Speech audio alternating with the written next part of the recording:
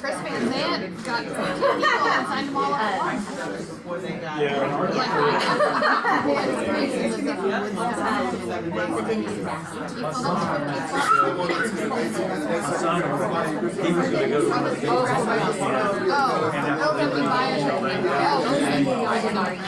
You know what?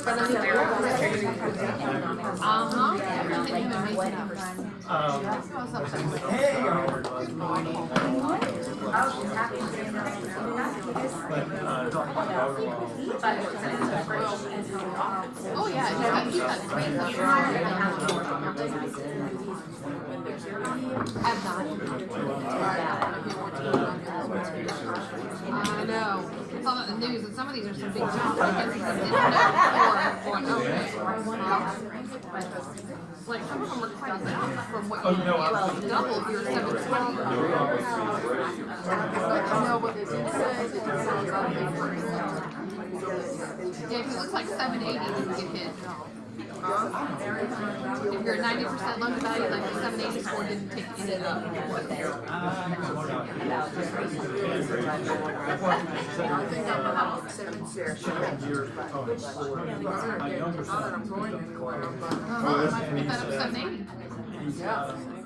We took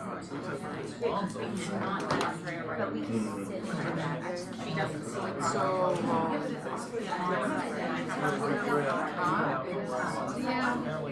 And then the news article says, oh, the higher entry funded the lower entry. Well, I was going to ask him what you said, so what's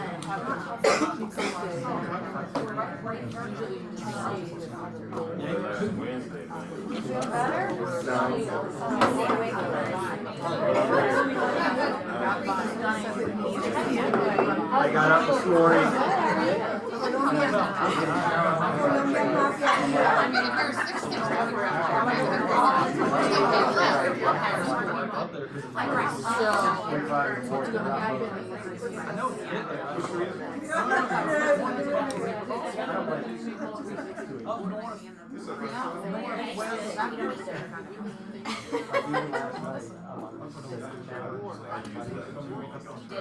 because I went with my son, and he just turned up that. what's the How you doing, man? Good, how are you? Very good. Are you?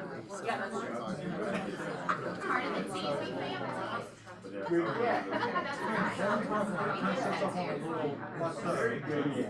Come in, you come around the corner, you turn right, you sort of go up, and the office is there. Probably need to look at 90% loan to value. Taking notes already. I love this. I'm good. How are you? Your hair is gorgeous. What's up, Christy? Hi, Nat. Hello. Hi, Christy. Hello, how are you today? Same fun as yesterday? Oh, no, you were here yesterday. What was it? CMAs. Oh, it's nuts. Yeah.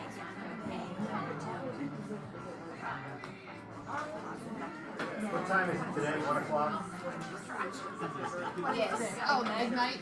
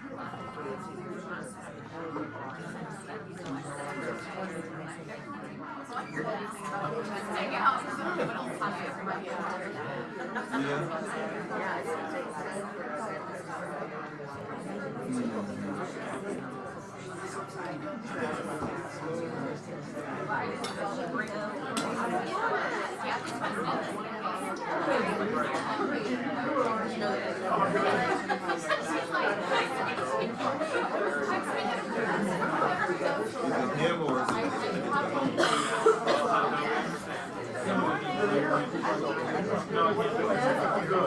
But apparently I need to have a chat with you. I need to have a chat with you at some point.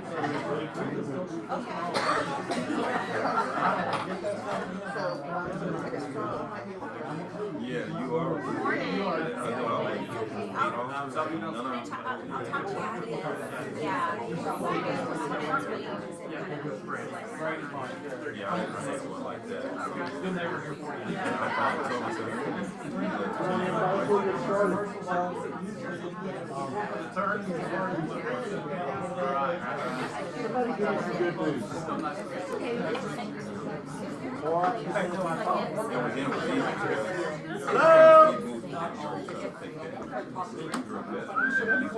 I never did that.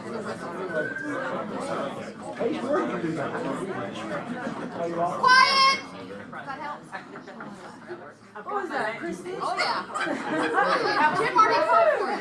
Connie made an appearance. We'll put my name tag on in case anybody forgot it. Still quiet. 1, 2, 3. When I was in school, shrimp that never worked. It looked like, you know what calls that. Anyway, someone give me just 1 or 2 good news things that they happens and they're working on that is just plain good news. Good news. Yes. Oh yes, introduce your guest, please. She doesn't want me to introduce her, but Before we get over that. welcome to Lisa Crosby. She has just joined us. Not say how many years, but she's coming from the law industry. Right. She's gonna be awesome. Glad to have you. Anybody else has some good news they want to share? Was it last week we went to James Shaw's thing, or was it the week before? Last week. Oh my God, that was so good, you guys. I can't even begin to tell you how great a day, right? How great a day we had. It was exceptional. I looked at Asia this morning and said, "You are losing weight. You are looking wonderful." And when I told Shelley that, what did you tell me, Shelley? I have a wedding coming up. She also has a dress too small for her that she's got to get into. Who relates to that? Oh, yeah. Every woman in the world. That's the kind of deal. Getting into the dress, which I totally get, which is a cool thing. Rob was down for count yesterday, but you're back today, aren't you, Rob? Halfway. Yeah, exactly right. I'm here. It was cold yesterday, but he had not had temperatures since Sunday night, so he was clear to come back today. I know. That the teacher told me. Exactly what you said? That the teacher and you told me. Exactly You're good right, to go. yes. You can't come back for 24 hours till you have no temperature. Yeah. Actually, that was the teacher and camp counselor in me, so that's what I told me. Anybody else want to share something? We have a Jim, I do just want to thank everybody that from this office that came to the James Shaw event. It was good. I think there was probably 10 people from this office. 18. Wow. Out of 125, I think. So hopefully you guys benefited. It was a privilege to be able to provide it for you. And we do thank Lee and Silverton for providing that for us. Can we give him a hand, please? Guys, our vendor partners and our partners are so blessed because the way they open up the checkbooks and they come and they support us with stuff. We could have done James Shaw without Reed and Silverton, so thank you for doing that. Anybody else before we move on? Anything you want to share? Yes. I'm on a listing appointment today, and I just picked up a buyer this morning. Let's give them a hand. All right, guys, let us move on. Thomas and Brown. Are you Thomas or are you Brown? It gets very confusing. Green. I know, I'm the green, exactly. Good morning, everyone. I'm here with Thomas and Brown, if I have not had a chance to meet you. And we're so excited to welcome Bernie McCarter to our TMB fam. He's a closing attorney, who's been practicing for a while, and he joined us yesterday. He has a a 30-minute speech prepared. No, No, he does. When I start walking towards it this way, that means you're Right. out. We see the cane come over.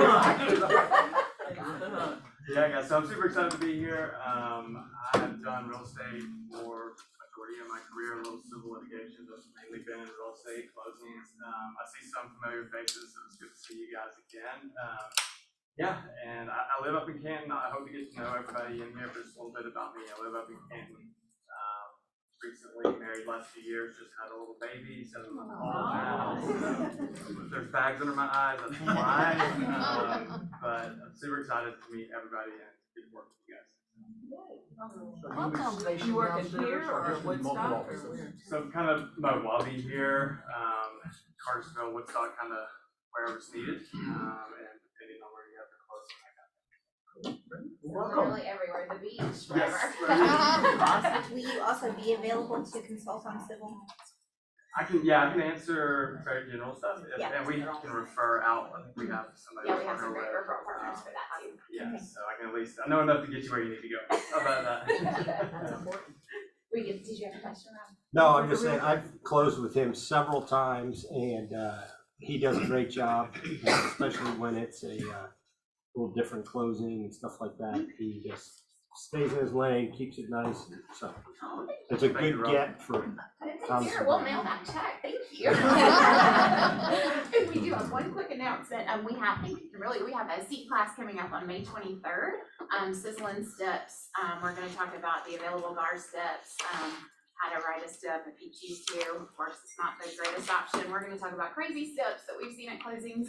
So Cheryl will be teaching this class. And this is a grill, by the way. Somebody thought it was a cheeseburger. I thought it was cute, sizzling, whatever. Anyway, that's that. Cheeseburger steps. We'll have cheeseburgers. Anyway, so I hope to see y'all there, and I'll email that out for the RSVP link. So thank you so much. Thank you. All right, so, I asked Jeff on my note this morning, who's heard about this new rumor out there that if you have a 750 credit score up, you're gonna pay more money? Who's heard about that? Just January, I mean, you know, I was gonna say, And so I've been watching on the internet, and some people say, oh, that's just not true, that's not, just forget about it, it's not true. So I finally called Pat Flood yesterday, and he and I talked about it, and of course, Pat speaks up here, and I think down here. So I asked Jeff to come and make it simple for us this morning. Again, tell us, here's sort of what's going on, and here is the truth about it. So we're gonna have two versions, English and Spanish. Let's start with the Spanish. Good. First of all, good morning, Cowboy. Buenos días. We have a handout. We're gonna go ahead and skip through this. You all have the handout on this, so we can go on to the next page. This is just a letter, we can skip through that too. So this is, so what are LLPAs, loan level price adjustments? They are fees that Fannie Mae and Freddie Mac charge lenders, that lenders then pass on to buyers, right, or borrowers, based on risk. And so what are the four predominant areas of risk in a mortgage? Number one is how much are you putting down, right? The more that you put down, the less likelihood that you're going to default on that loan. What kind of property you are buying? There's a higher default rate on condominiums than there are on single family homes. What's your occupancy? Owner occupied properties have less default rates than investment or second home properties. So all those represent risk. And then the fourth area we're talking about is credit. So historically, people with lower credit scores typically have a higher default rate, or the propensity for a higher default rate than those with higher credit scores. So because it's higher risk, they pay more. So in January, and there's always been loan level price adjustments. In January, Fannie Mae, or the Federal Housing and Finance Administration, which controls Fannie Mae and Freddie Mac, announced changes to the loan level price adjustments. Historically, and it might be easier to see on your handout, but historically, if you had a 740 credit score or an 840 credit score, it was still the same. You got the same interest rate, for those conforming loan programs, same closing cost.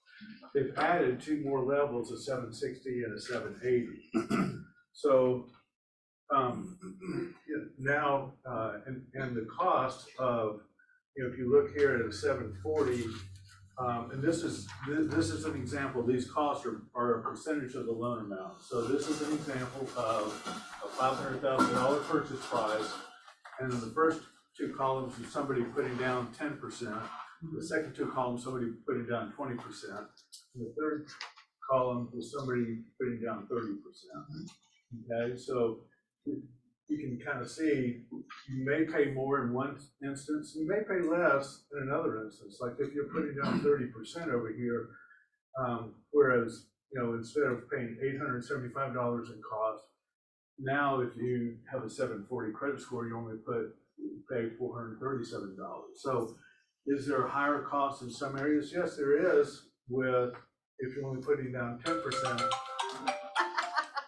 Now with a 740 credit score, you're paying $3,300 in closing costs. With a 660, you used to pay $10,000 in closing costs. Now you're paying $7,800 in closing costs. And when I say closing costs, those are points or costs on the loan. Those are LLPA costs, and we can, people can pay them in points. Sellers can pay them, or we can increase the interest rate and lender pay them, and that's why you see higher rates for lower credit score folks. So in some scenarios, that they reduce the people with lower credit scores still pay more. Okay, it's just the gap between what higher credit scores pay and what lower credit scores pay is less in many instances. Not all. I mean, obviously, if you look at putting 30% down, that's not the case. But if you look at putting 10% down, that is the case. Suffice to say, when you have a buyer that says, well, I need to, I can't believe they're charging me more money. Well, it's just some changes that they made to reflect the risk involved. Now, one other thing that they did that's really good for first-time home buyers or for folks that make less money, that make less than 80% of the area median income, is that first-time home buyers that are making the area median income. So for Metro Atlanta, that's about $95,000. Okay, so if you're making $95,000 or less, you're exempt from these LLPAs. So Repeat that. I'm sorry. Repeat that, what you just said. If you're a first-time home buyer, so you haven't owned a home in the last 36 months, you get to qualify as a first-time home buyer. And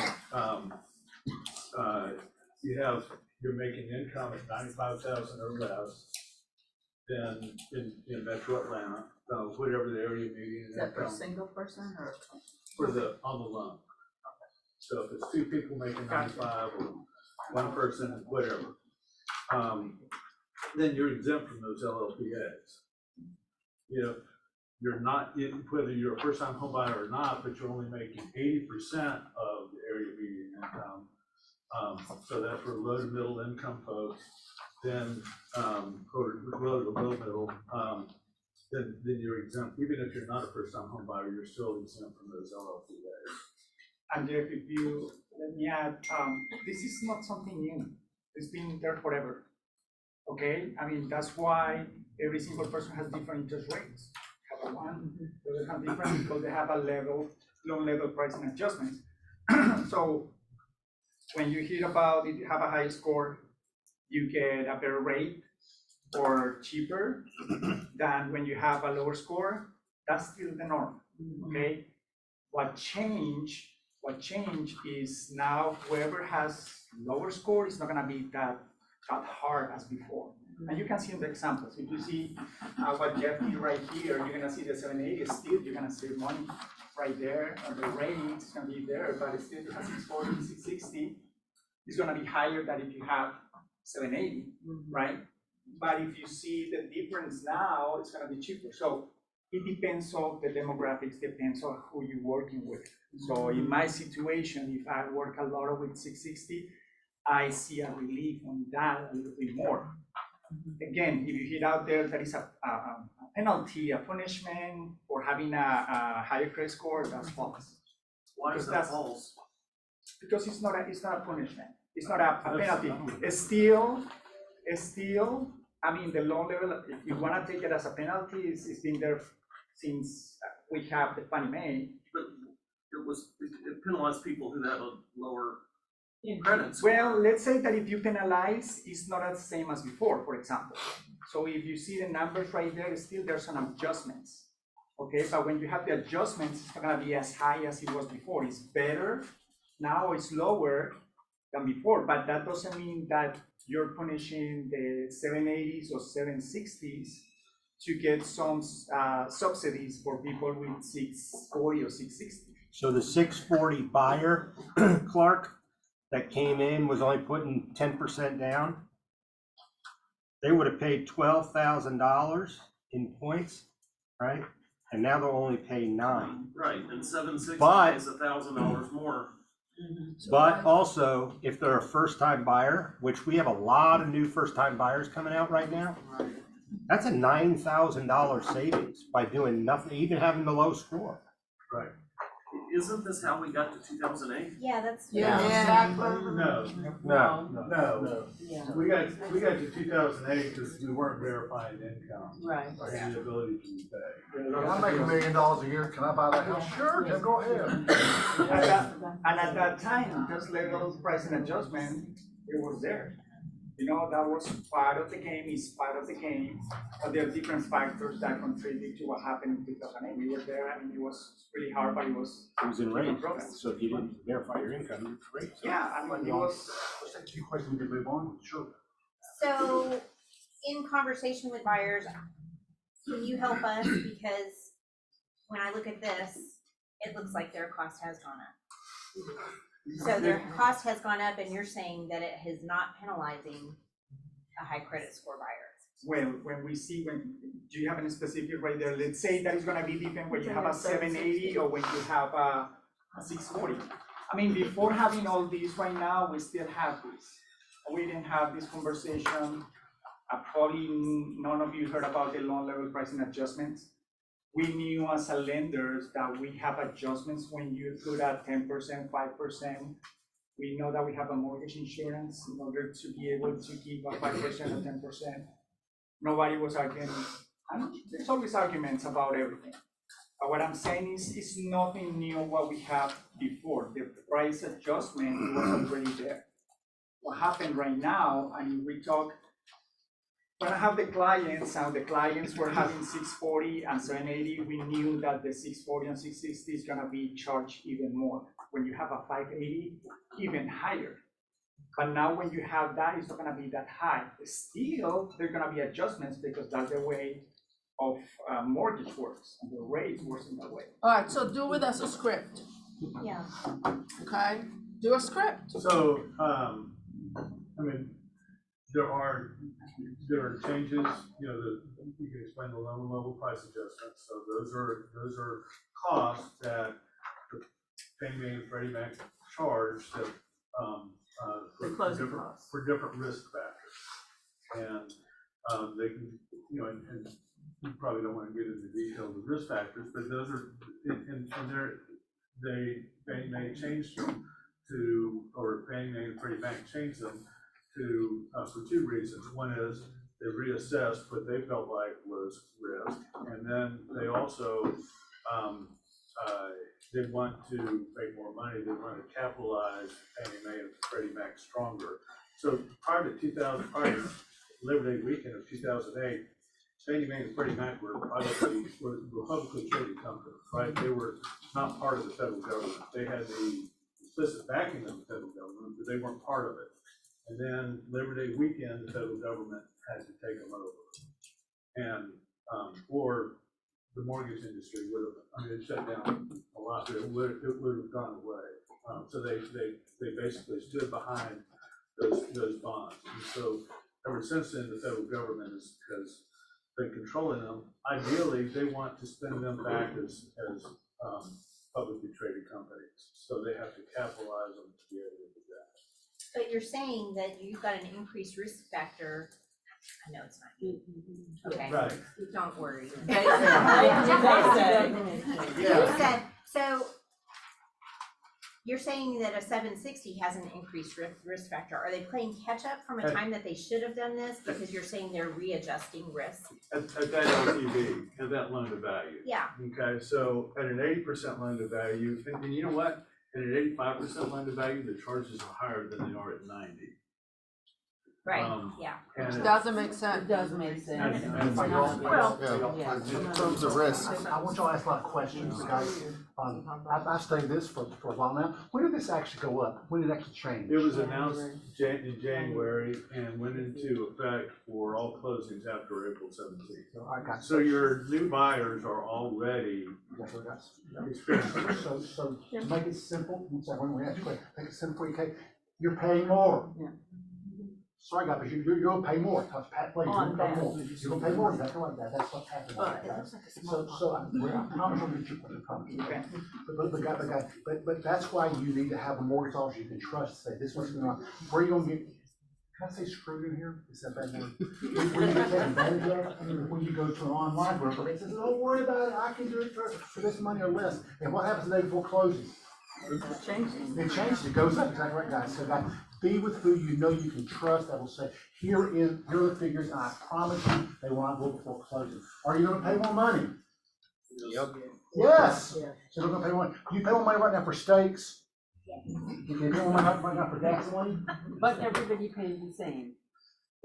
I think that's where our confusion comes in.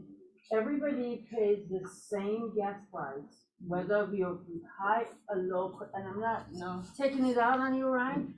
If I drive up to Costco with my. It depends on where you are at gas prices. Okay, I'm not complicating this. If I drive to Costco with my 740 credit score and you drive to Costco with your 600 credit score, we both have the same prices, right? So it's Costco.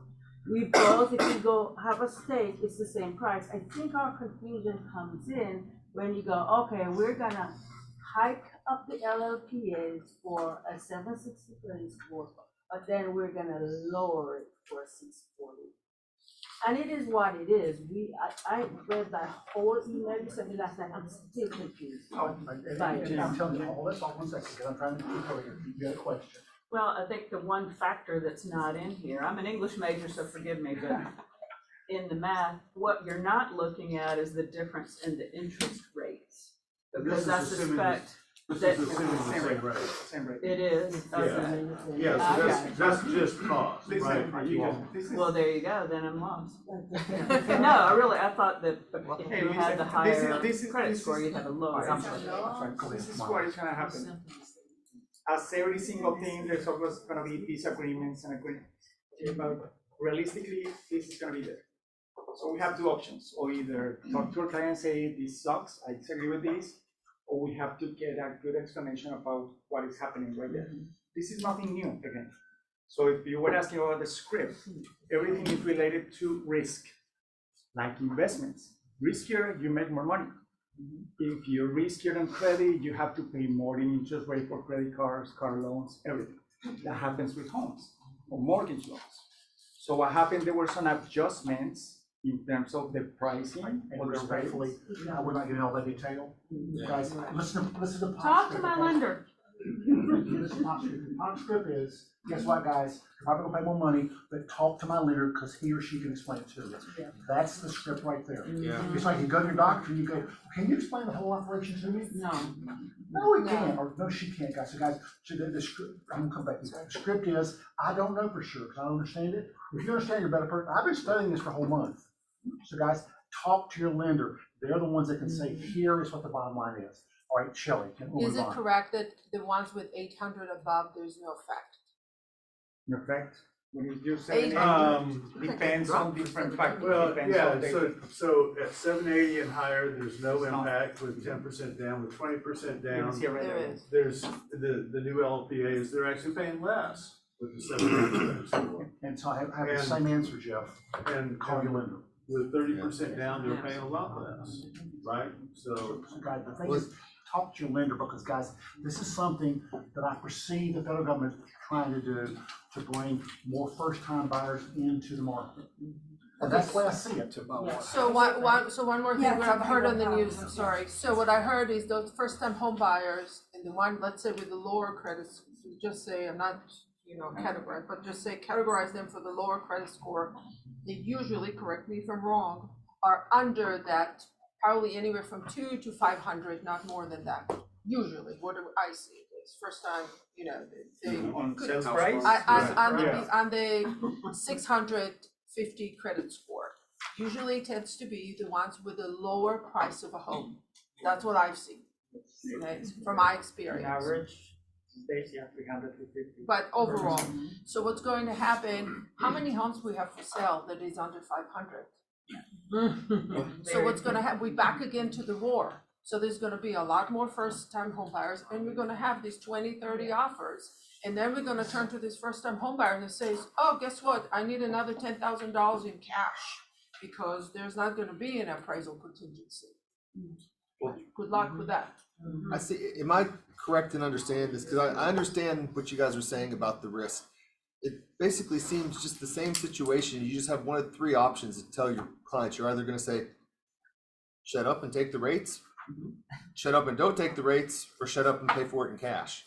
Like, those seems like your three options, because, I mean, I know that we're all kind of getting upset about this, but if I go and complain to like a mortgage company, I'm like, hey, wait a minute, this stinks. I got a 7-something credit, why is that? They'll be like, okay, take it or leave it, right? Or, I mean, Basically like that. yeah, it's, unless you guys have like superpower over them, I don't know if this is just kind of like making an argument for nothing. Yeah, that's true. So suffice to say, the questions that I'm getting from buyers about this, it's usually, well, I want to close before I get stuck with the higher cost. And my response from this, the higher cost is already baked in. Oh, okay. We're already there, right? It just is what it is. I mean, there in the news reports about, I've said, the Biden White House is charging people with higher credit scores. Well, there's a little bit of kernel of truth in that, but there's a lot that isn't. There's a lot of missing. I don't mean to get political anyway. I'm just, but this is what the government has done. That costs along, and this overall is not that big of an impact. Where we can really help folks. If they're at a 660, instead of paying $7,800 in points to get the same interest rate, let's help them get to a 780. A week ago, I helped a customer. He was at a 620. He wants to buy an $875,000 house. He only has 10% to put down. Can't do a jumbo loan. We got him up to a 722, and now he's doing a first and a second with his 10% down. We did that in 3 weeks, or he did that in 3 weeks. So, through our Credit Essentials program, they can get there, they can save the money. So, and that's, we work with every single customer, whether they're at a 580 going to a 680 or a 720 and they want to get to a 780 because we're going to save money. As I said 10 minutes ago, call your lender. The lender can answer the question for you. He's going to answer the question for you guys. Are you paying more money? The answer is yes, you're paying more money. Maybe. It's in certain categories. But no one's even noticed, no one's noticed. This has been in effect since February, and how many closings have we all had and no one said a word? April 7th. No, didn't it already start in February? No, it wasn't February. It wasn't Start. So the rate's down to 5% level, will that all help out some? So guys, just realize, This is the buzz out there right now. It's on Fox this morning, I was getting ready, and I turned it off. And not something. That was the right thing. I turned it off. Now we need it in Spanish. Ok, ahora sí, vean, todo lo que están haciendo.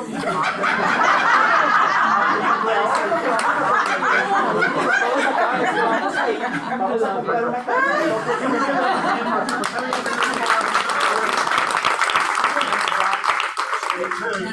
Stay tuned. Next week, Rita's gonna give us the opposing argument. Yes, I will. Thank you all. Thank you all so much. Yes, I will. And speaking of Spanish, who in here can tell me what K-score is? It's our school for the private school. Say it again? And it's fun. All right, that's the announcement, but what, you can't answer the question. I'm Rita Penrod. But who else knows what K-score is? Real estate school. Yeah. For Going into KW, so people Keller are Williams. interested. Is that correct? Kelly, and it is how much you pay in K-score? Zero. How much you like? Zero?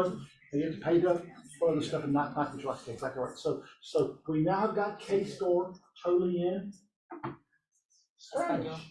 If you have friends that their major language is Spanish and you want to enroll in K-score, they do need to be in the state of Georgia in order to take advantage of that. But let Kimberly know, and she will get them enrolled in school. And we follow up with them guys. So just realize it's down in Spanish. All right, guys, it is 5 after. Let us move on. But thank you all for that. And thank you for explaining. Let's give one more.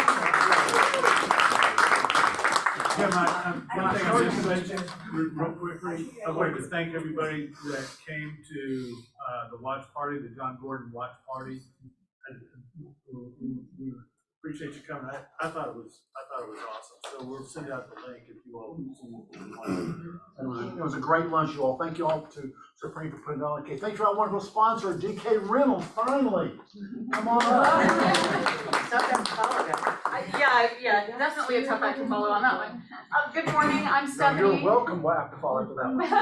Thank you. I'm Stephanie from DK Rentals, and talking about things I'm grateful for. I've been with DK Rentals now for 15 months, so getting close to the 1.5-year mark. The very first Keller Williams agent that I ever worked with is sitting right here, Yvette. So I'm always grateful when I get to see her because she was the face of Keller Williams for me. And we are now in, I think, 12 offices. We just signed Cartersville, Cityside, and Midtown. Thank you. We've grown so much that we've now cloned me. So this is Jenny. She's our new business development manager. Nice to meet you all. So we are your preferred vendor for residential property management. We don't do commercial, unfortunately. But residential property management. We are a flat rate company, $80 a month. We do not charge a percentage of the rent. One of the reasons we can get away with that is because we screen tenants more heavily than just about anybody else in this area that you're ever gonna find, including facial recognition. We actually busted somebody with a stolen driver's license trying to apply to rent a house. Can you imagine trying to evict somebody and you don't even know who they are? I mean, how do you put them on a writ? So it was really a great call for us. We have now about, I think when we started, I think we had 280 homes when I came in 15 months ago. And now we've got about 350. So we're growing, expanding, and are really grateful to our Keller Williams partners. The biggest thing about us for you to know is that we protect you. If you have a client who wants to sell, but they're not interested in selling in this market right now, they want to rent it out for a year, or they're just going to be out of town for a year on a job assignment and want to come back to their home, or if it's an investor who's just looking for investment property and needs somebody to manage it, refer them to us, because when they're ready to sell, we're going to turn around and give it back to you. I'm an agent, my boss is a broker, but we do not take listings that were referred to us from agents. Especially Keller Williams, it's not worth it to us to lose this office for one house. So we're not gonna do it. So $80 a month, we pay probably one of the highest referral fees. So if you, and please take this to heart, send me an email. You've got my card in front of you. Send me an email introducing me to your client so that I can associate you with the referral. If you rely on your client to tell me, oh, hey, Yvette referred me to you, your client's gonna forget. They're too interested in what they're gonna get out of the rental contract. So please make that introduction through email, and then when we get a tenant, we'll give you half the first month's rent as a referral fee. Well, technically it goes to your broker. But, we will give you half the first month's referral fee, or first month's rent as a referral fee. And then, we'll also be forever indebted and grateful. And we'll keep bringing you breakfast. So, but that's it for me, unless anybody has questions. We're gonna be downstairs. I think Kimberly said we could probably check with Billy and see if there's a conference room that we can sit in for a few minutes after. So when you're done with your meeting, come find us if you have any questions. Do you do rental renewals as part of your management? So I'm giving you investor and they already have a tenant? And they have a tenant there and they just need somebody to manage it, Yes. right? Yes. And then end of the lease, then a renewal needs to come. Do you Yes. take care of that? We do. If you send us a home that already has a tenant, Right. then we're gonna give you 25% of a year's worth of management fees. So that's $240. Because we're $80 a month, so you're gonna get 3 months worth of management fees for referral. But yes, we can take on homes that already have a tenant. There's a lot of documentation we're gonna ask for from the homeowner, tenant ledger, where's the security deposit, a copy of the lease, etc. When it's time to renew, we put them on our lease, which is stronger than the GAR lease. The GAR lease has loopholes in it. Ours protects the homeowner a little bit better. And frankly, it was written by the same person who wrote the GAR lease. So, so we know it's stronger. It's never once lost in court. So, yes. Any questions? There's still lots of friends. Thank you. Please go and give her a hand, please. What does GREC stand for? That number is nice. Georgia Real Estate Commission. You know what do you know who is their #1 complainant? Number one complaint, of all the complaints they get, what type of person is their #1 complaint? Renters. A renter. #1. You kept their security deposit. You didn't do this, you didn't do that. #1 complaint comes from renters. So if you decide to go rent somebody something, I get that, and just realize it comes with some risk of it, but may not be worth it. So if you can turn it over to somebody and let them take care of it off your plate, that'd be a great thing, guys. Just realize that's #1 complaint. All right, I love these agent staff highlighted. I never know who it is. It's not me for sure. So let's see who's on here this morning. This morning on here is Stacy Fickle. Stacy, previous occupation. She is a professional, or still a high school counselor. We all need her probably. I talked to her one day about one of my twins. Chose KW because of a dear friend works here, and she read me about the culture and gym. Wow. I like it. That's me. 9 months in real estate. We love Stacy. Interesting facts about her. I scuba dived with C. Manatee in Florida on a Jacques Cousteau. What does that mean? On a Jacques, maybe that's a boat. It's a boat. But anyway, guys, Stacy, we love you. Glad you're here with us. We all need counseling, so go see her for counseling. Next, we have Danielle Pena. We love Danielle, also previous occupation. She was in hardware IT hardware sales. Chose Canada because of the people, the knowledge, the base, and the consistent opportunity to learn and grow. 10 years in real estate. Interesting fact, I love to play poker as I go to Vegas to play in poker tournament. I didn't know that about her. We love Danielle, and we're glad she's part of our Keller Williams family. Thank you so much for that, okay? All right, guys, busting commercial real estate myths. Myth 1, cap rates are the same. Myth 2, commercial forms are the same as residential. Myth 3, marketing commercial properties most effective. Myth 4, commercial deals are quick to close. So do y'all add anything to that? Like 1 minute. Okay, come on. You sure? Sure, yeah.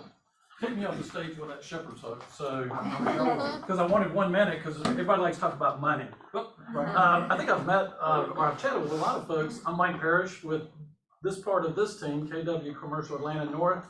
My colleague George Crumley is back here. George, a second. Just George was here last month. Jim's been real nice, and we want to continue to do this, a commercial minute. So I'll keep this to a minute. I was at a networking event, and a realtor, not with KW, said, think about the 3 Ds. What is it? Diamonds, divorce, and death. And I thought, oh Lordy, how do I follow that guy? And I thought commercial is boring, boring, and boring. When you have those opportunities, customers, a client may be asking you about, what is the value of my building? Well, that's cap rate. Is it an income producing property? Can I develop land? If you start getting those questions, let George or I help you help that client. Most importantly, we will pay referrals. And I joined this office in December, gotten a lot of phone calls from a lot of folks. I don't want to mention her name out of her respect because I did not ask to use her name, but I can tell you that she referred me, her sister. We got on a conference call with her sister, who's with a major lighting company, to show you how big the company is. They're one of Home Depot's big suppliers.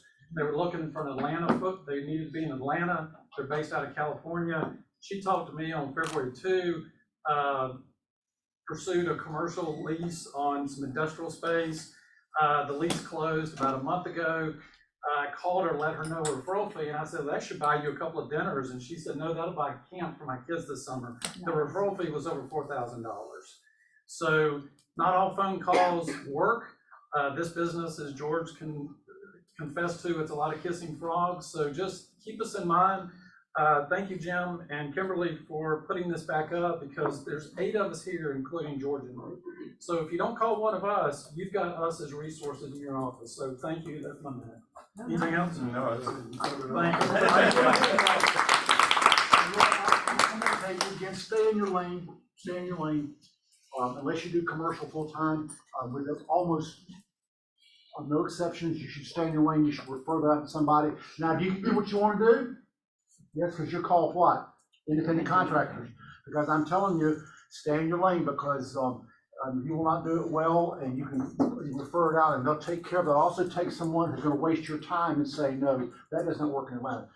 Shift happens with Sharka on Wednesday, May the 1st, tomorrow exactly. Shift happens, life happens. Join us to discuss trust, wills, and finances. She will be here in person and bringing someone with her that she knows well, an attorney, Elise Carden, I guess, have come and found out about that. Guys, if you don't have your will up to date, or don't have a will, if something happens to you, someone may decide what happens to your children. So guys, come and hear about that, because you need to have a will no matter what your age is, what your age is, so you know how to prepare when you leave this earth. So that'll be tomorrow from 11 to 12. Thank you for that. Okay. Command happy hour. This is so good. Kevin is so patient to help you. And so it's Thursday, May 4th from 5 to 6 with Kevin Jackson. Appointment only. Please reach out to him. He will help you navigate command. He's so patient. Such a great guy. Thank you again, Kevin, for doing that. Code of Ethics coming up. You have to have this to renew your license. 3 hours of C credit. Taught by Kathy Woods. It's only $20. Friday, May the 5th, 9 to 12 on Zoom. You can stay in your pajamas at home and watch this. And so, guys, do that, scan that, or reach out to Kimberly. She'll help you out with that. Have you sent emails out about it? About the emails out how to do it. Okay, guys, another movie party. You want to talk about this for a second, Reed? Love to. So many of you participated in this before. We've been doing this for, gosh, I guess the 13 years I've been in here. We've done it forever. So this is a great opportunity for you to have multiple touches with your clients. Part of the difficulty for most of us in outbound calls to our past clients is, I gotta have something to say. What am I calling them for? And so in this case, you're offering them something, like come first from contribution. So you can offer them to come to this movie, bring their family. It's on May 13th, Saturday morning at 10 a.m. at Merchants Walk. If you want to participate in this, email me or Corey or Heather Corey. We will prepare a co-branded flyer. The client will use the QR code on the flyer to go register. And one of the questions is, who's your realtor? Who invited you? That means we're keeping track of your invitees, and then we're also going to check them in, so we'll know who showed up. You don't have to be there. We'll tell you after the movie event who came. We pay for it all. That's the part I should have said first, right? So, matter of fact, I just saw this morning a realtor somewhere else sent it out. He said, come, there'll be Cokes and popcorn. I'm like, no, there's not. There's not. There's just the movie. That'll be enough, right? If you guys want to be there, and there are some people in here I think Patty actually shows up with $10 bills and pays for their popcorn and Coke. But you don't need to do that. You don't need to do that. It's an opportunity for a touch. So 3 movies are Guardian of the Galaxy, the Book Club's 2nd edition or something like that, and a Super Mario Brothers movie. So good variety. If you want to participate, we'd love to have you. Somebody in this room sent it out to 1,300 people this week. Oh. Guys, I'm telling you, this is a no-brainer. You wanna go to a free movie, bring your family, this is a no-brainer, guys. Thank you all. Don't feel as bad for saying that. All right, Red Day, who's talking about Red Day All right, today? Lisa, now get up here, Lisa. Yeah. Okay, we are closing in. It is next Thursday, May 11th, and we still have a lot to do. So, we got some empty donation barrels here. So, although it's starting to fill up downstairs, so we have a lot of different volunteering opportunities, which it looks like we've filled. We still have room for people to go to Lawrenceville, and Yes. we added some more spots for people to pack lunches here. Okay, so go on, there's a QR code on this flyer, which there's one downstairs posted. You can go on there to sign up. And I realized I did not sign up for lunch, so I need to go back and do that. And so we've got volunteer opportunities at Must Ministries and Nothing But the Truth in Lawrenceville. We're also doing the mobile pantry for Must in Canton. But we've got, Supreme is bringing in the paddy wagon and feeding us lunch, so make sure you're here for that. And then Silverton is doing happy hours for us at Atlanta Hard Cidery at 4, down just down the road here, and then at Reformation Brewery in Canton for those who are working in Canton at 5:30. So got a lot of fun there. But what we need is we're gonna have a group of people here, and we can have anybody who wants to come to assemble the school lunch kits that are for the summer for the kids to have, which are not getting fed when they're not at school. And these are all non-perishables. If you can't work or you feel led to, you can donate through this QR code. Kimberly will put it on your bill. We've had some agents who have had some very generous donations, and Jim has very generously made a big donation for us, and we're gonna go buy all the stuff tomorrow. So we would love to have your donation. And that's gonna happen on next Thursday? Red Days at 11, so try to have all your food in the tent. Ike from Must Ministries is gonna come see us next Tuesday for the team meeting. So let's just blow them away with how full these bins are, and let's have to have high over food to get through the elevators. So best you can do, but try to get all your food here at the tent, because then that way we can get it all up here, so we can have everybody start packing on the 11th. So the Amazon, I went onto Amazon and I didn't know where it was being delivered, so I kind of just got out of it and said, forget it, because there was a link, or not a link, but it could have been sent to Christie's private address, and I said, shoot, is that from last year? No, I did set it up to come here. Okay, so I got out of it. So if you go to Amazon, it automatically will come to Kit Kwan? Yeah, if Okay. you use that link I sent out, I think it was Friday, and send it, please make sure when you click through that Amazon will have it here by like Tuesday, Wednesday. Don't have it delivered on Friday, because then we'll ask you if you can help us put it over the Must Ministry. But that was only as a backup if you needed it. It's gonna be the grocery store, feel free to drop bags of stuff in here. Yeah. You know, And the office is officially closed, so mark yourself off your calendar for that day. Come by and just visit with everybody, and there's plenty of work to do. If you're working on site, make sure you wear closed-toed shoes. We'll send everything, all the instructions out to everybody, but it's really a great day to Yeah, but please sign up for lunches, please sign up for happy hours, just so we have head counts, we know how much are there, because we have to give heads up to the facilities, and please donate food. Both charities are just amazing charities, and they do so much work, and you'd be surprised, it's your neighbor down the street that's getting some help from these groups. It's not just, you know, what you picture as meeting people, these days everybody needs help. Yes, and Nothing But the Truth in Lawrenceville, Stephanie Can is heading that up, and she's worked with them for like 13 years, and they provide food to underserved children.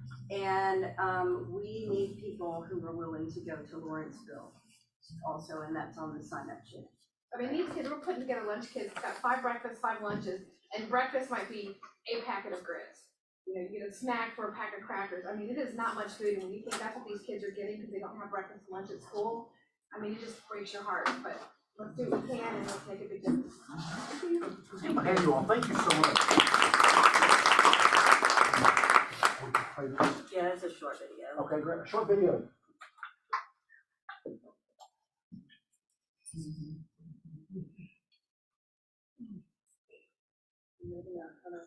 Musk Ministries' long history has a demand to serve those in poverty been so overwhelming. But Musk has never wavered in the face of a storm. Together, we can move forward with God's guidance and the valuable support of donors, partners, and volunteers like you.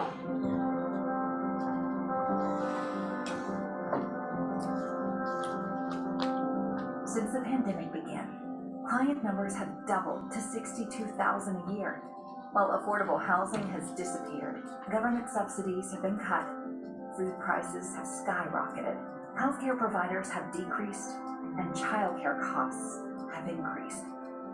It's a tsunami of need in a land barren of enough resources. What can be done? We have a plan, but we must have your support to get there. The South Cobb area has long been a high-need community with few resources.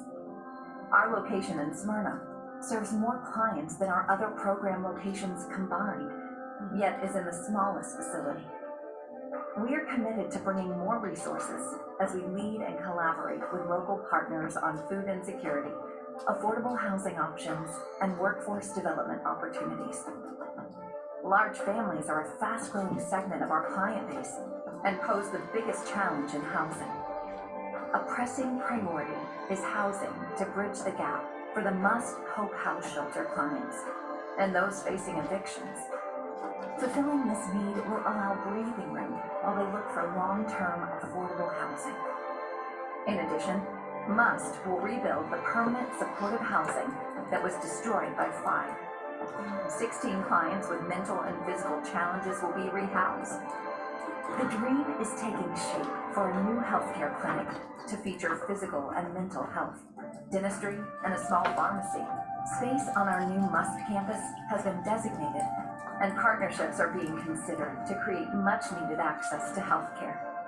Enhancing our extensive food program with more fresh and healthy selections, more locations to distribute food, more portability, and more partnerships is a priority.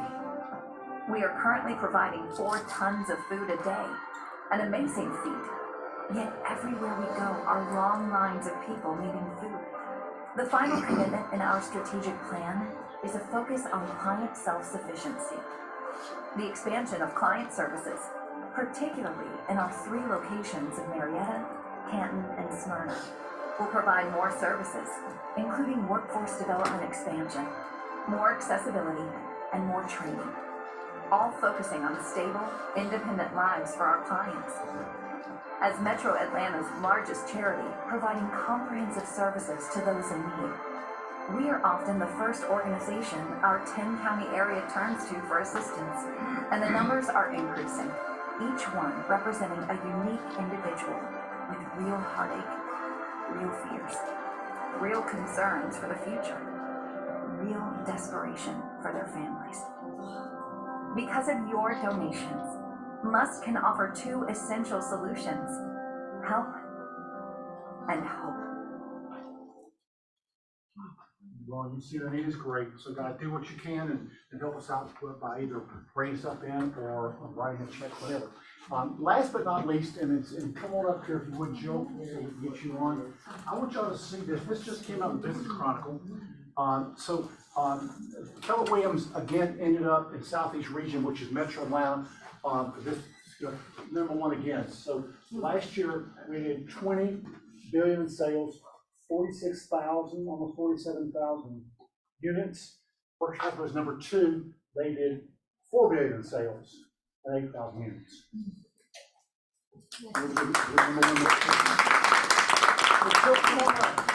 So when I got here, by the way, guys, I celebrated a couple days ago 12 years here at this office. Thank you. When I got here, on my first caravan, I met Jill. Jill, tell them what you did before you got here. It's a very interesting story. What did you do before you were at Keller Williams? I did the work. And she was on the Weather Channel. We're on the channel. That's right, and CNN. So guys, if you remember seeing her on television, that's her. Take over, girl. Take over. And I started 12 years ago too, because we That's started right. the same week. You got here like the week before me, right? Yep. Okay, so I want to talk about appraisals and meeting the appraiser. How many people in here have had an appraisal come in below contract? Last week. And how many have successfully fought that and been able to get it back to contract price? Anybody? Karen? Yeah, hard. Dang, put this number on your phone, call them first. So the time to make sure the appraisal goes well is before the appraiser comes, because once that value is in, believe me, you're not gonna call them and tell them something different and have the appraiser say, oh, that's a really good point. Karen, let's change it to Karen's value. I mean, I'm the appraiser, but I will definitely change it for you. It's not gonna happen. So you have to preemptively get to that appraiser. Have you ever heard the saying, you sell the house 3 times, you sell it to the buyer, then you sell it to the inspector, then you sell it to the appraiser. So we all think once we get through due diligence that everything is great, and our appraisal's gonna be in next Tuesday, and then we're just gonna close, and you all relax. You cannot relax at that point. You have to meet the appraiser, you have to plan for the appraisal. So I want you to start putting together your appraisal packet as soon as you get the listing, some of the stuff you're already going to do. I mean, download or just print out the text records. If they give you a survey, put that out, put a little clip on it, put it in a folder, because when the day comes that you are preparing and then appraiser's coming tomorrow, that's not the time you want to start like, oh my gosh, what am I gonna give him? Does everybody know where to get the tax records? Does everybody know that? Everybody in this room, shake your hand. If you don't know it, hold your hand up. Anybody that know it? If you're brand new, you gonna learn, you ask, I gotta know it? Cool, great. Y'all a smart crowd. Doesn't surprise me. So I put together this packet, and by the way, then when I go on listing appointments, I bring this and I'm like, well, you know, selling your house at $20,000–$30,000 above list price is fantastic as long as you can actually get it, because then you have to make sure that the appraisal comes in, and sometimes that can be a challenge. So here's my packet that I give them. I'm going to meet them. It shows that you are going to add more value than just sell their house, which they think is easy, right?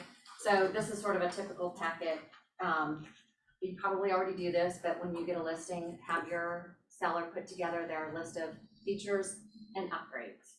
This person was really good, and they have numbers on it, and they have things like double glazed windows by Gem MW Pro Series. And it's like, fantastic. No idea what that is, but it sounds great, right? So you're gonna put it in the listing, you're gonna put it in the house. When the appraiser comes, they're gonna get that. That's one of the most important things that they want, because they can't see that, they don't know it. You know what else they don't know?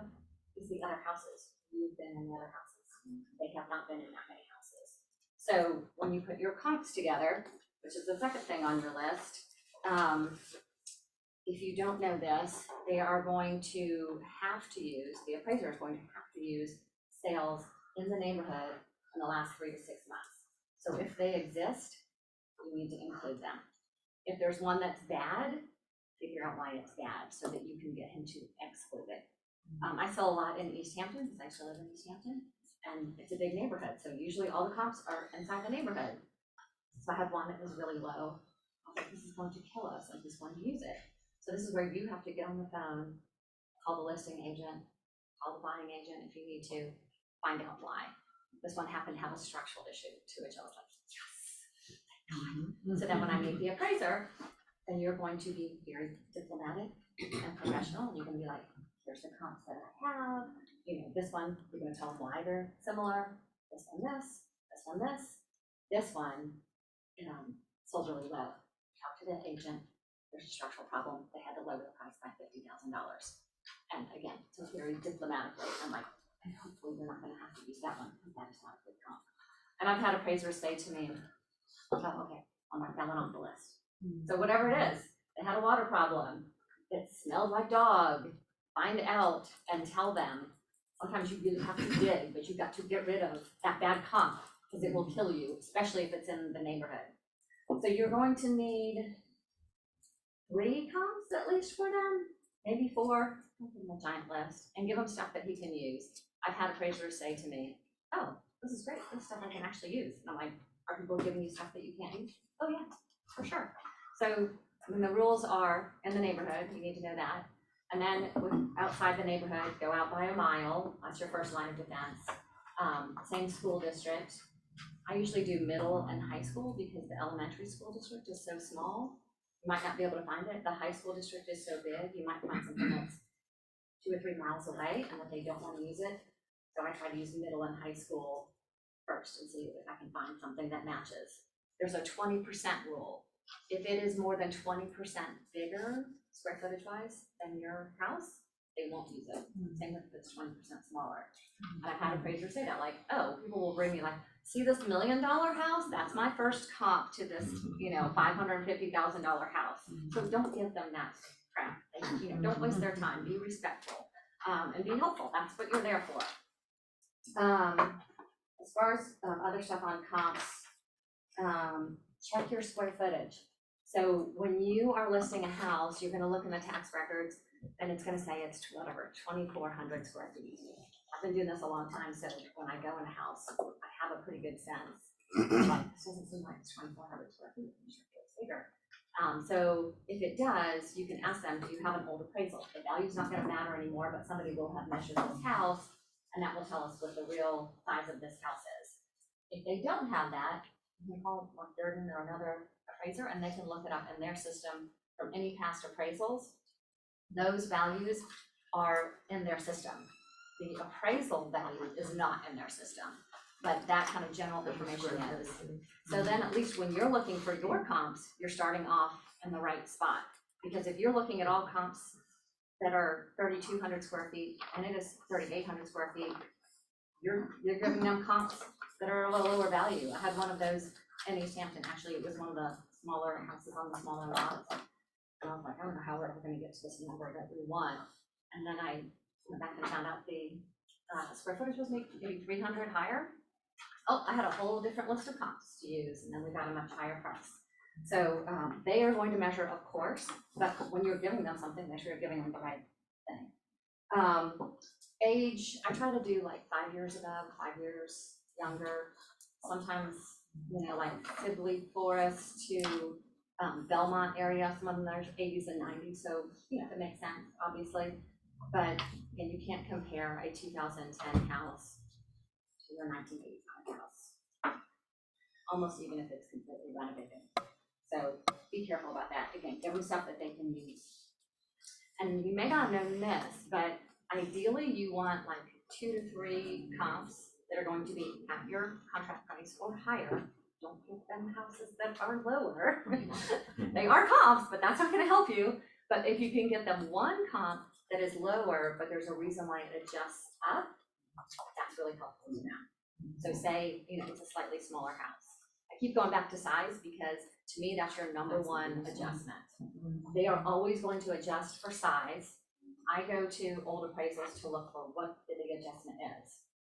You know that if you look in FMLS now, it has price per square foot. Well, it might be, this house is selling for $187 per square foot. That is not the adjustment for an appraisal. So I just went and looked last night. I had one in the past year that was a $1.2 million. And on the appraisal, they adjusted $80 per square foot. On a $400,000 house, they adjusted $50, which seems kind of high. But a lot of times I'm using $50 for like a $500,000 or $600,000 house, right? So do that. That's your basic adjustment. Don't start becoming an appraiser and throw a whole bunch of stuff in there because then you've got the old garbage in, garbage out. Right? Kind of keep it simple. You know, size is a big one, and then just otherwise try to get something that really matches up. It has the same number of bedrooms, obviously school district, neighborhood, age, all of that stuff, and then tell the appraiser that when you meet them. So if you have not met an appraiser before, here's how it goes. They come to the door. I am here. I'm going to measure outside. You say, great, thanks. When they come in, again, they have a process. So be professional, be succinct, be respectful. You know, would you like for me to show you what I have now, or do you want me to wait until you're finished inside? No one either say, you know, one or the other. When they come back to you, you've got your packet. Here's our packet I have for you. You can flip through it. this is the contract, I wanna make sure you have the right one, because by the way, sometimes when you have a counteroffer that's higher, they might not have gotten that counteroffer warned, now they're working with the wrong number. So make sure they have the right number that they are working from. You do the whole contract or just the Yeah, page one? they're gonna get it anyway. The whole. If you have 4 offers on the house, obviously that's important for them to know. I give them that. Here. And they'll say, as long as they don't need it, fine, but whatever, it's there. And you're gonna have your list of upgrades, again, one of the most important things for them. Do not spend a lot of time going through all of this, they are busy people. Make sure you hit your highlights. If your upgrades are what makes your house valuable, especially if they're upgrades in the last 5 years, and your folks have a lovely little spreadsheet of how much it all costs, fantastic, give them that. I had one that they had $450,000 worth of upgrades in the past 5 years, should have been signed up in the price. So it's not foolproof, depends on the appraiser, but your job is to be the best you can and be a diplomat and transfer the information to them. So they will look at that. I've also had folks, those sellers that have like the whole book of their stuff from their kitchen renovation. I love that. Put that on the counter. Are they gonna look through that? No. But it adds credibility, right? I'm like, this whole thing, those are those chandeliers from whatever, I never heard of it, but people seem to love it. Apparently they're very expensive, and on this stove, you probably know, it's $20,000 stove. Anyway, here's their whole list. Here's my spreadsheet. They spent $150,000 on this kitchen, and that's last year, right? That kind of stuff. So give it 2 of them. You also need to tell them the things that an appraiser is not generally going to use. And this is your chance to try to get a condition adjustment. You don't know this on the appraisal, there is a line for that. So if you have an amazing yard, and that is the selling point, and you tell them, like, another person that comes in here, that yard, this is a neighborhood where lots of kids, and that's what sold this house. And that's what's different than the one down the street that slopes down to the creek, right? And he'll be like, we don't have an adjustment for that. I'm like, I know, but this one has new windows. Do you think it's that $100,000 these are Anderson windows? Yes, that same one, $450,000 worth of upgrades. They put $100,000 worth of windows. What is that special reference field you're talking about? Condition. Condition? Yeah, look for it on an old appraisal and see what they did, because they can add there. So sometimes you have a house that's like, you need to know the houses, right? Like if it's a neighborhood you work for all the time, Karen said Somerset, she knows all those houses. But if it's a neighborhood you don't work, get on the phone, start talking to the other agents. They will share with you. But the good thing, and go see the other houses if you can. So like sometimes you have a house that's like renovated, but not really that great, So like I had one that I called the agent and said, that's fantastic. Why is this price this? It's gonna kill us. And she was like, it looks good. It was worn hard. They had children, blah, blah, blah, blah. I just wrote that down. I told the appraiser. I'm like, that's what she said. It was worn hard. They couldn't sell as high. It looks great in the pictures. Because that's what he's going with. He's looking at the pictures, right? What was I gonna say? The receipts. So the windows, you're not gonna get an adjustment on that. Yard, you're not gonna get an adjustment. This is your chance to try to say that, like, this one is all the woodwork was replaced, the wiring was replaced, the windows was replaced. That one had new stainless steel appliances and new countertops. That's where they can put an condition adjustment. At the end, you're gonna be like, that's what I have, thank you so much, please call me. They're never gonna call you. Very seldom do they call you. So again, if you haven't met them, they're not gonna be like, hey, this doesn't seem to be working out, they don't wanna do that extra work, what do they care if it doesn't appraise? Not that they're, don't want it to appraise, they're working toward the number, but they're just busy. So they're gonna do it their way, they're gonna submit it, and you're out of luck. And you can't come back afterward. I mean, you can, but it won't work. I will say, so if you can't meet them, obviously you can email them or you can in the house. Follow up with a phone call. And then start collecting these stories, because these are the best stories, and this that I give people in my listing appointment is the way they get the listing. So I had one in Indian Hills, and it was a renovation, and we had it listed at $450, and we kept getting offers at $420, $425. This was worth $420. And then we got an offer at $450, so we took it, of course, immediately. And I couldn't meet the appraiser. I emailed him the information. I followed up with a phone call and he said, hey, wanted to make sure you got everything. Great, how's it looking? Are we okay? No, actually, coming in at 425. Of course it is, we're at 425, the market's told us that. And I was like, oh, okay, well, did you see I sent you this one, are you using this? And he actually gave me like, oh, well, I'm using this comp, well, that's very similar, but it was on the Wheeler side of Indian Hills. So at this point, you are not gonna go, well, obviously you're only using the Bolton ones, right? Because you already did that. So he was like, So, the interesting thing about Indian Hills is half of it is Wheeler and half of it is Walton.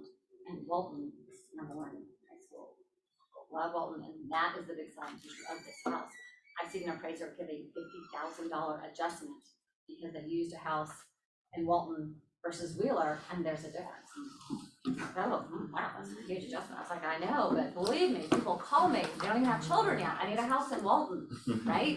Wheeler is a great school, but people don't call us often to say, I want Wheeler. So we finished the conversation, and I'm like, well, what do you think? He said, I think we're good. It pays for $450. I was like, woohoo, I just made my client $25,000. Do you think I made that phone call? Like 10 minutes later, I was like, hey, just made you some money. I mean, I had one in Sibley Forest. It was $150,000 more than anything else that had sold in that neighborhood. We had it pre-appraised because we knew it was gonna be a tricky one. It was completely renovated. It appraised at $825. We put it on at $880, I think, and we sold it for $890. And again, what somebody is willing to pay is what it is worth.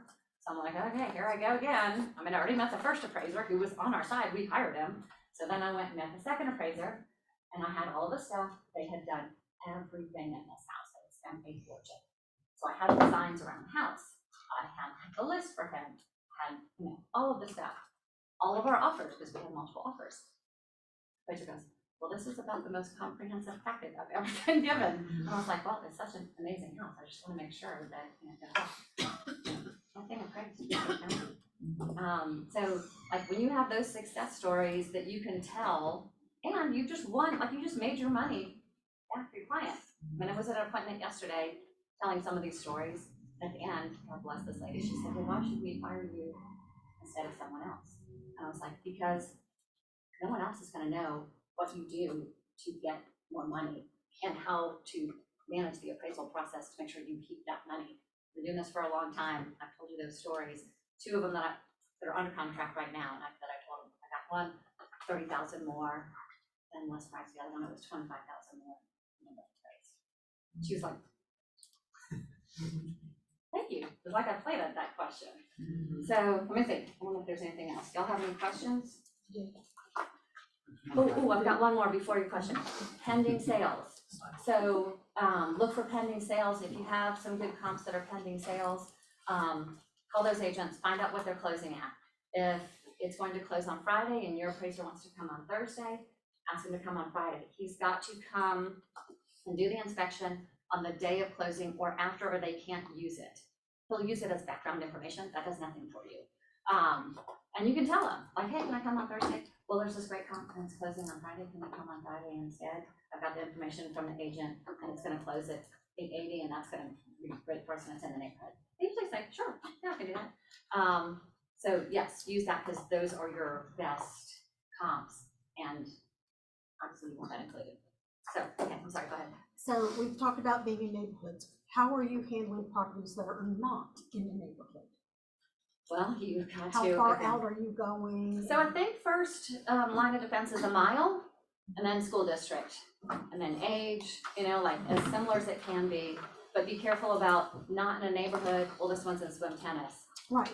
Again, if if it works for you, you don't need to mention to them that that's why that one's selling higher, they're gonna probably know.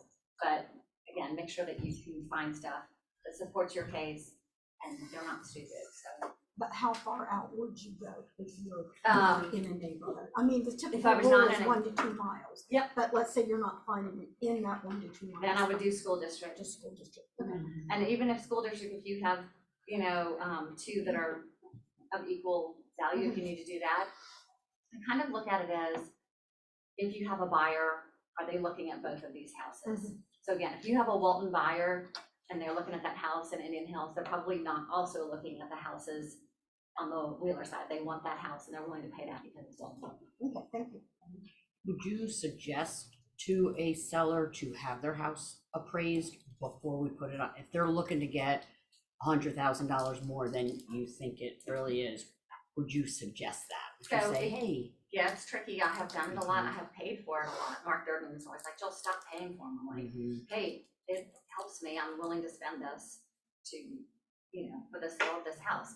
So that one that was completely renovated, we got that appraised, knowing that we, didn't make sense, but we were gonna try to sell it. I was like, if we can get an appraisal that supports it, my job is done, right?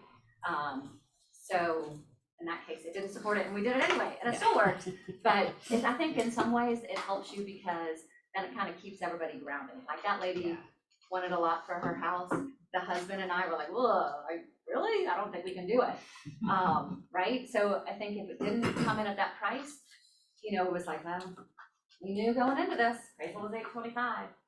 But instead, when I came over and we went over offers, I said, well, I think the first thing we need to do is, Steve, you and I need to apologize to Paige for not believing her crazy price. And they just laughed and, and it all worked out. But yeah, so sometimes. And it's not public information, so I was telling them, like, hey, if it doesn't come in at our value, no one needs to know about that. Yes. I think she did her number. I was gonna say, sometimes, like in Somerset, for instance, since I do quite a bit there, I've had to go to, which is Wheeler, I have had to go to Walton to get the adjustment because there may not have been a recent sale of the same style, or sometimes we've got a couple of newer construction that there isn't gonna be a comp in the neighborhood because it's 70s and 80s. And as long as you have it documented, and that it was a $50,000 adjustment to make that presentation. They to used the- a Walton line. Yeah, reduced and the appraiser was totally fine with it. Yeah, so the one you just sold in Somerset is a good example of that, right? Right. You don't have comps in the neighborhood. There were sales that they use. I used Sidley to be able to comp that one out, but in the past I've had to, on newer construction, because that was renovated, that was 80s. Yes. Go ahead, yeah. Yeah, do you, if you get a buyer that's bridging the appraisal gap, do you still do all that? I'm glad you asked that. I always still do it.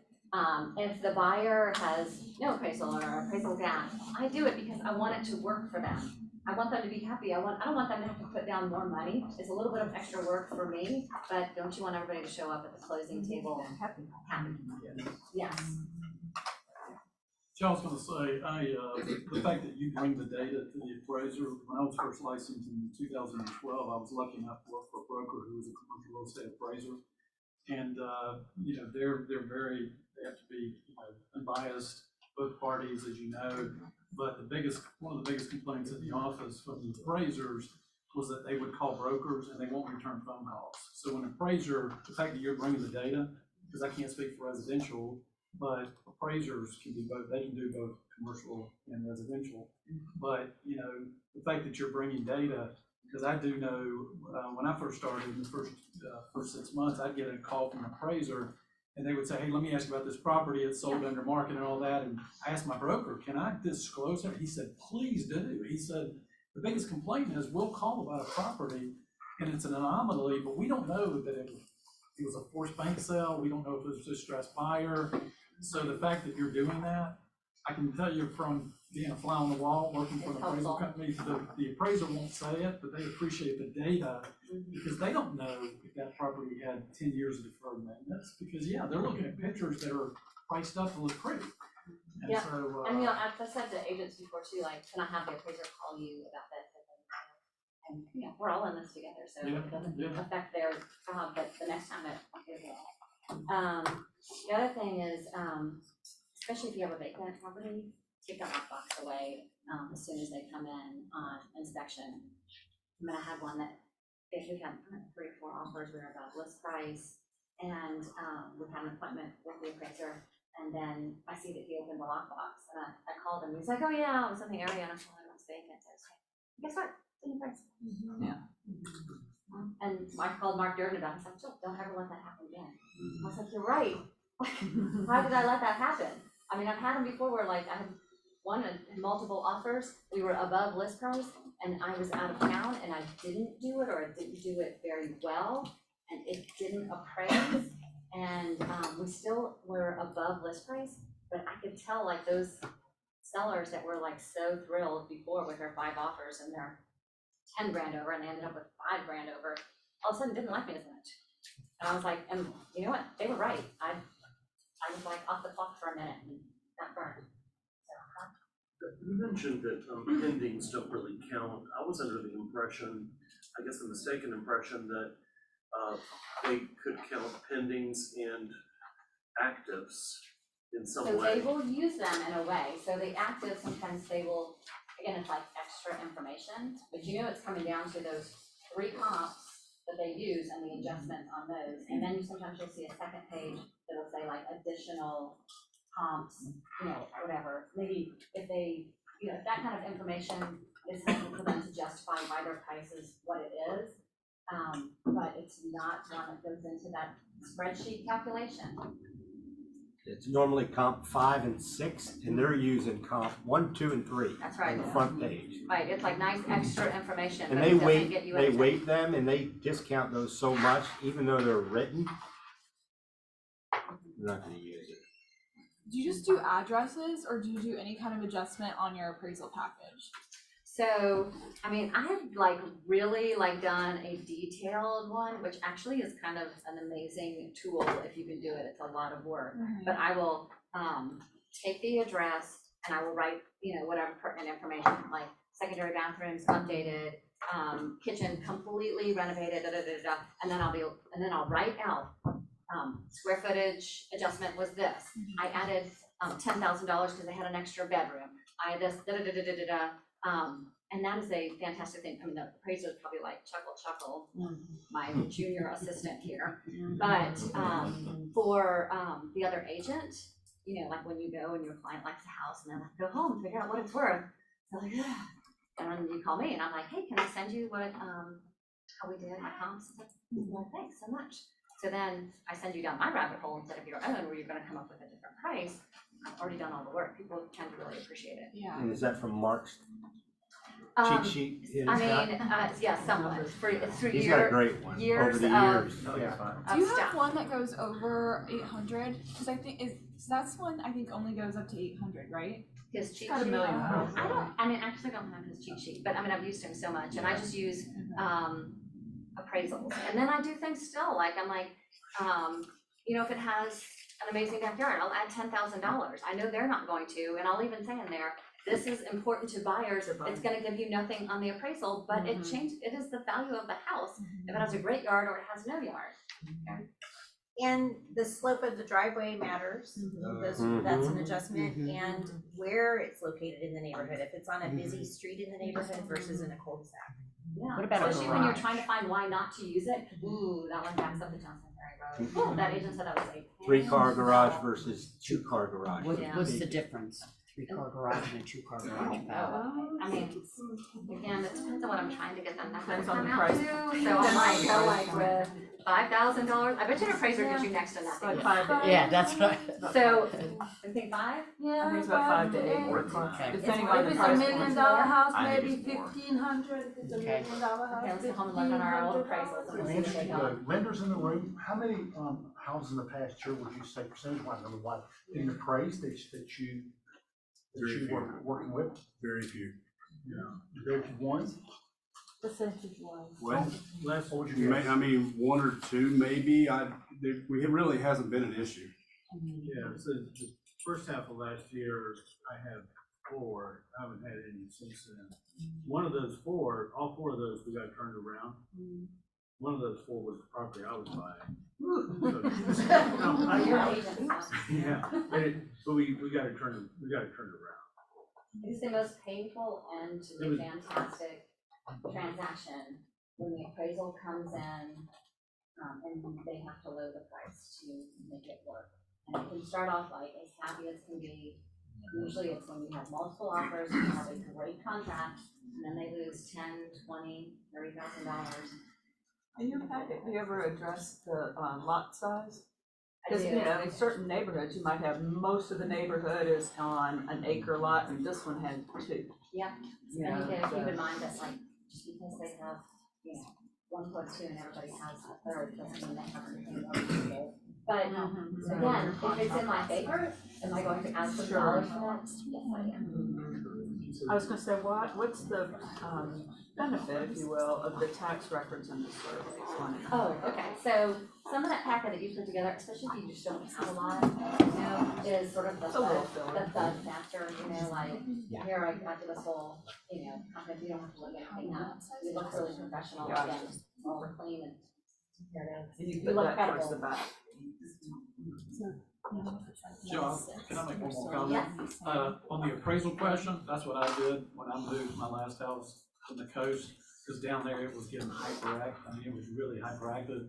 My agent even said, oh my God, thank you so much for doing this. She said, we're in a guessing game right now. So I can tell you, I bought an appraisal, I did it about 3 weeks to a month before we put ours on the market. That's $750 or $550. Yeah, if it comes in at the value that you want. Because the appraiser then works for the homeowner, so you do have a chance to go back and say, Yes. wait a minute, did you pick up my wife's brand new stove? She told me it was a great value, people would Yeah. want this or whatever. No, Yeah. I actually didn't, I thought it was. And then of a course little- you support that. Yeah. So we actually just got an appraisal, like, blah, blah, blah, blah, here it is. And here it is. Oh, that's helpful. Yeah. Did you go over, maybe I missed when I went to the restroom, did you go over, if you get a bad appraisal, what is your best way to get that changed? Did you talk about that? We did not talk about that. I think you're never going to get satisfaction on that. So your choice, I mean, I've had it before with like, well, you use something in a different school district, blah, blah, blah, blah. Like, I just never had somebody come back to anything more than like, oh, okay, we just did $1,500. Oh, that doesn't help us at all. So then your choices are, Jeff, what, to go to a different lender a lot of times, because they are not gonna give up that appraisal. So you say like, well, we want a new appraisal, great, they average the 2, right? Now they have 2, they're not gonna be like, oh, you're right, Well, that one's no good. Well, what we do, the process of, we have one that came in, okay, what data supports a higher value? And what is it, what other comps did they not use that they should have used? And then what's wrong with the comps that they did use, right? And as long as you have data, you can outline that. And we have the underwriting and appraisal management company review that. And then the appraisal management company will talk to the appraiser about, okay, here's some valid, so it's not just us sending a letter, it's their, the appraisal management company, who knows appraisal says, you know, here's some data. And sometimes, you know, with underwriting, agreeing to say, yeah, there's value there's data that supports higher value, but the appraiser is unwilling to do it, and the second appraisal, and just disregard the first one.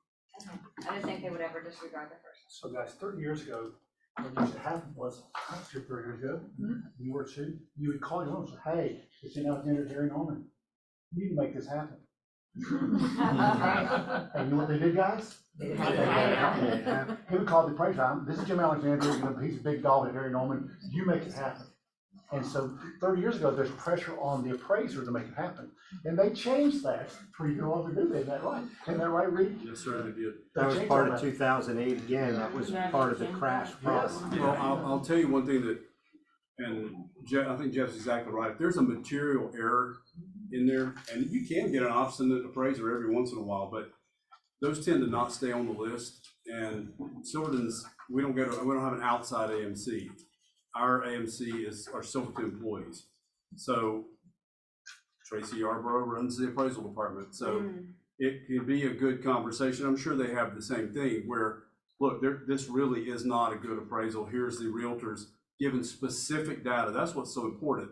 Sometimes realtors will send for a rebuttal comments that they're heated, like this is the worst appraisal I've ever seen. That's not gonna help. Yeah. It needs to be just factual, and then you've got something to contest. It is rare though, Joe, you're right, for an appraisal to be thrown out, but it can happen. You all, the bottom line is call your who? Lender. Call your lender. So we sold one of our rental houses last week, it did not appraise. We had all comps. Guess who the lender was? Quicken. Guess who they use for an appraiser? No one in Georgia. So just realize that the online ones, if they don't appraise, you have no way to help your client out, zero.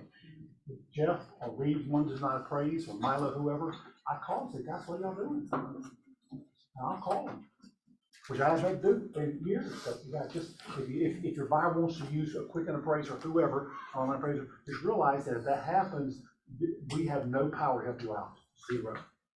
Any closing thoughts, Jill? And they sometimes, can I add something to it? Sure, I absolutely. just had an appraisal, come in low, like low. When I looked at the appraiser used 4 out of her 5 comps were from like a year old. Oh my gosh. She compared it to townhomes with 1-car garage, no privacy in the backyard, all kinds of wrong. And then I thought it was a legit lender, had several conversations, had a, name, looked it up. Well, when the appraisal came back, it had a rocket mortgage on it. And the lady didn't want to talk to me. She got my email, she got my packet, did not care. Fire terminated, last hour of a Friday evening. We had 2 backup offers, immediately went to the backup, nicely appraised within 3 days. Above asking price, of course. I reached out back to But she was them. there and had the comps. Yeah. And she even reached out to me to say, am I gonna be right with these comps? Cause I looked at both appraisals and I said, you're right on, and she met them and,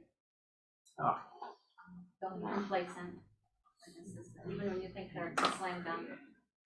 And remind us one more time, which appraisals remain on record for a while? Say again? FHA, is that the one that remain in the records?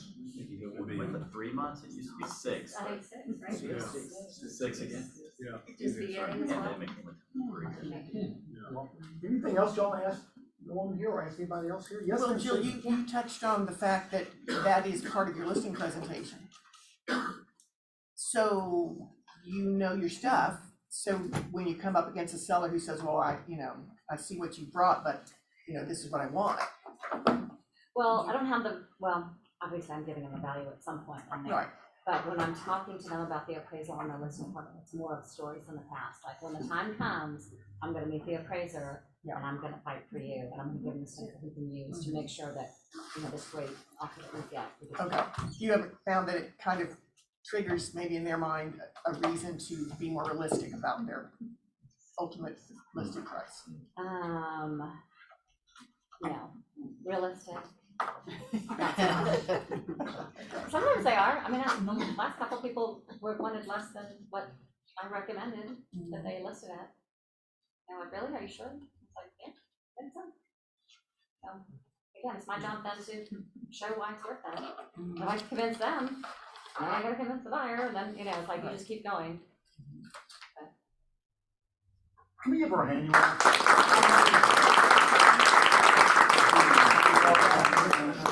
Anything else? Anything else, y'all? Guys, it amazes me that the first week in May, that we have a full room of people who want to come and learn. Because most offices have gotten out for the summer. It's not summer yet. So thank you for coming. Thank you, Jill, for sharing. Thank you all for guys coming. Anything else, Kimberly? Thank you all so much and have a great day. Thank you. I sympathize with that, I definitely do. Sitting down and Andrew's up the loans. Nice.